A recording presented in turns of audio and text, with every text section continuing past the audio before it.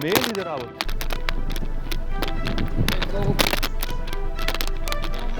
Мајки со деца се купуваат сите. Ваква слика затекна екипата на 360 степени во Тетово, кога пред една недела тестираше колку се почитува полицискиот час. Неколку дена подоцна се вративме на истото место. Овој пат, како да беше уште пораздвижено.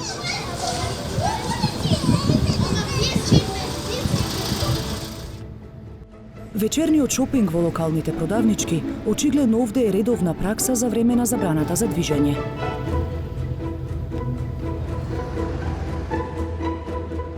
Ретко имаше улица без пешак. Млади возрастни деца, во темните малски сокаци, дружби се прават по тротоари. Единствено што беше променето е односот на полицијата кон нашата екипа, поминато неделната сторија во која покажавме колку органите на редот се толерантни при очигледни прекршувања на полицискиот час. Каде да одите? Ама ние сме новинари. Да не ме снимате пак. Па некни исто имавте снимано. Во возило микрофоните на вас, колеги, сте снимале. Излеземе секадето. Полицијата во Тетово ги направи сите стандардни проверки за движење во полициски час. Во Скопје добивме бонус третман. Нашиот автомобил, за разлика од останатите, се чешлаше темелно. Сега само се настапира, не? Не е парно.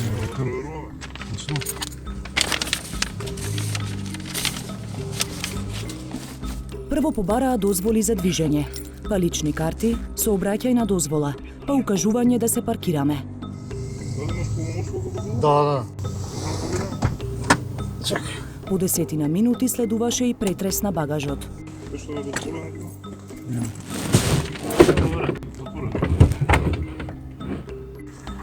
веќе и подолго време се задржав. Да. Уредив се све, нешто ловиш. Ефа.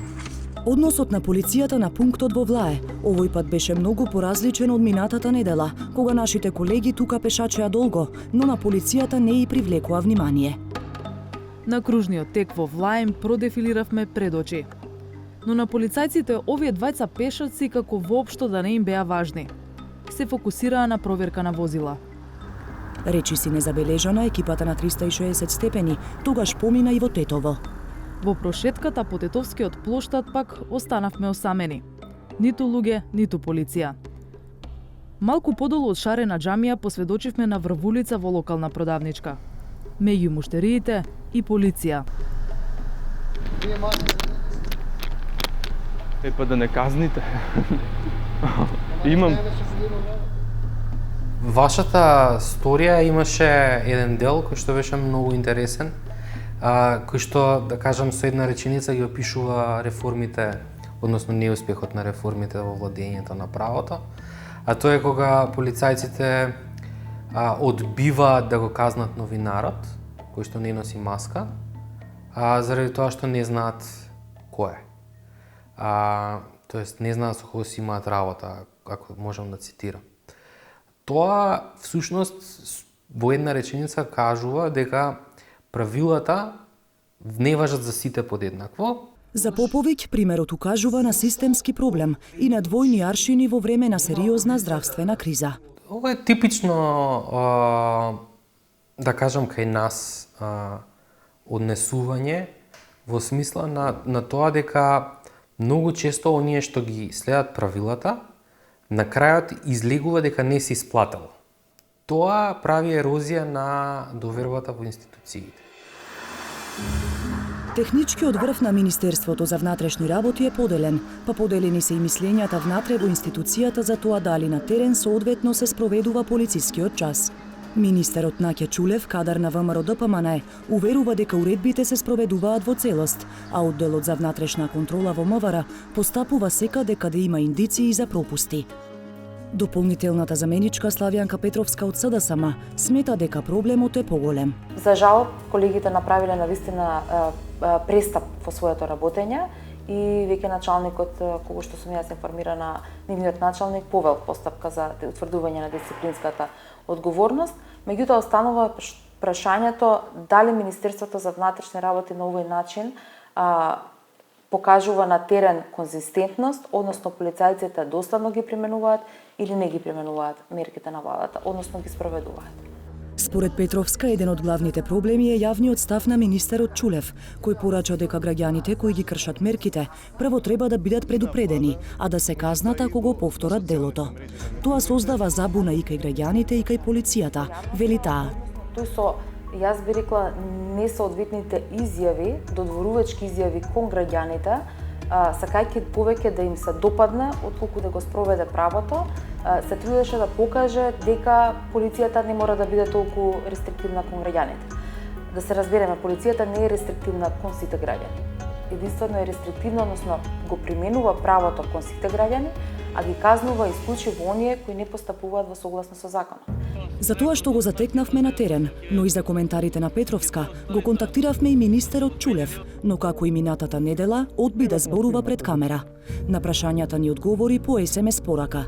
Министерот не даде директен одговор за масовните прекршувања на полицискиот час, туку се осврна на уредбите кои претрпеа промени, како онаа за задолжително фотографирање на граѓаните што не носат маски. Прашањето поврзано со уредбите на владата беше актуелно изминатиот период и клучниот проблем беше фактот дека уредбата која првично ја донесе владата не беше практично спроведлива на терен. Факт кој дополнителната заменик министерка не сака да го признае веројатно од политички причини. Од моментот кога владата направи корекција, уредбата се спроведува во целост и Министерството за внатрешни работи постапува во оние случаи каде е утврдено нејзино непочитување. За сите пропусти од самите полицајци, Чулев вели дека ја поддржува работата на внатрешната контрола, во чија надлежност се случаите. Изјавите на неговата заменичка Петровска, например дека тој создава забуни со јавните настапи, ги нарекува политички мотивирани. МВР во исклучително важни моменти за државата покажа високо ниво на одговорност и професионалност, и тоа ги демантира сите изјави кои имаат цел да фрлат сенка на работата на полициските службеници, а кои се мотивирани исклучиво од политички причини. За мерките против COVID-19 да имаат ефект, не е важно само постапувањето на полицијата, туку уште повеќе свесноста и поведението на граѓаните. Полицискиот час е залуден ако доследно не се почитуваат и останатите мерки за заштита преку ден, како задолжителното носење маски и забраните за групирање. Во градскиот парк во Скопје веднаш е воочливо дека би биле потребни десетици или стотици полицајци за состојбата да биде под контрола. Вака не доаѓа полиција нешто, не ве прават проблем? Екипирани? Не. Не доаѓа полиција? Зашто дојде? Има застанато неколку пати, ќе им попрамуват. Се знае каква е полицијата у Македонија. Знаеш, чил и лесно, не мора да се замараме со мерките. Специјалниот денски полициски час за малолетниците и повозрасните од пред неколку дена е укинат, иако и додека беше во сила, на терен не се почитуваше.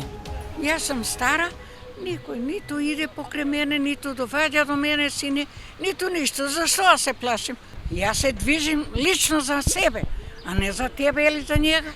Ако викаме дека треба полициски час да биде, треба да гледаме на секој метар полиција. Буквално во паркот денеска, ете, со другарката поминав, не видов ниту едно полициско лице.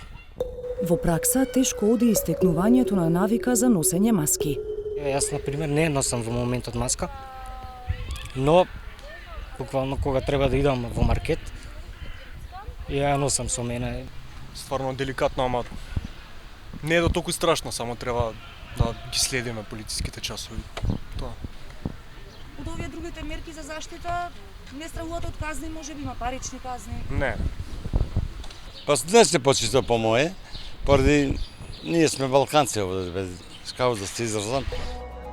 Според најавите од здравствените власти, граѓаните ќе мора да се навикнат да живеат со мерките за лична заштита, бидејќи најверојатно уште долго ќе бидат на сила.